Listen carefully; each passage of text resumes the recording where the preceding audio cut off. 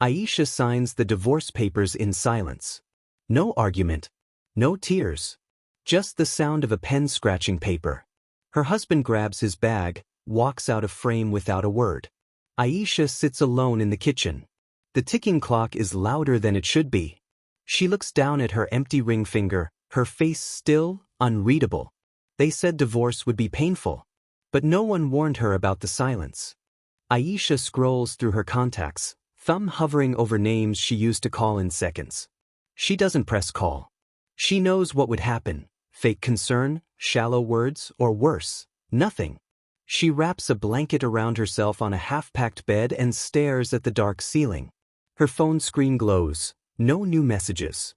Next to it, job ads with too many requirements and too little pay. It wasn't just her husband who left. It was everything that made her feel like she belonged. The headset slips slightly off her ear. Her voice cracks as she repeats her lines to the next rude customer.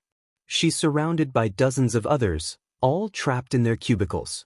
Her manager barks orders from a glass office. She barely hears him. Her heart's not here. She's not even sure where it is anymore. She stares at the computer like it's a prison wall. Survival doesn't feel like living. It feels like fading. One morning, before the city wakes, Aisha laces up old running shoes and steps outside. The air is sharp. Her breath visible. She walks fast at first, then slows, listening to her own footsteps. She passes a park, hears a bird for the first time in weeks. She doesn't know what she's looking for, but this quiet feels different. This quiet feels chosen. It was the first thing she'd done for herself in a long, long time.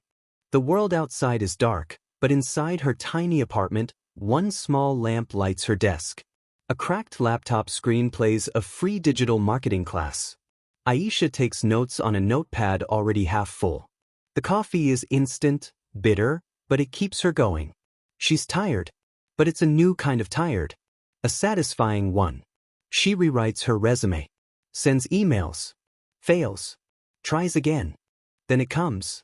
A simple message: "We'd like to hire you for a short project." Aisha stares at it. Reads it again. Then again. A laugh escapes, then a few tears. She finishes the job. They love it. She gets paid. It's not a lot, but it's hers. Built from nothing. It's amazing how one moment can remind you, you're still capable of more. She sits by the window on a rainy night, writing a letter. It's not one she'll send. She pours everything into it: the hurt, the betrayal, the feeling of being discarded. But she also writes about how far she's come, how she learned to stand on her own. She signs it, folds it, and then tears it apart, piece by piece, letting it fall like petals to the floor. Some chapters deserve to end without applause. Aisha stands before a small group of women at a community center. She's helping one upload her resume. Another asks about freelancing.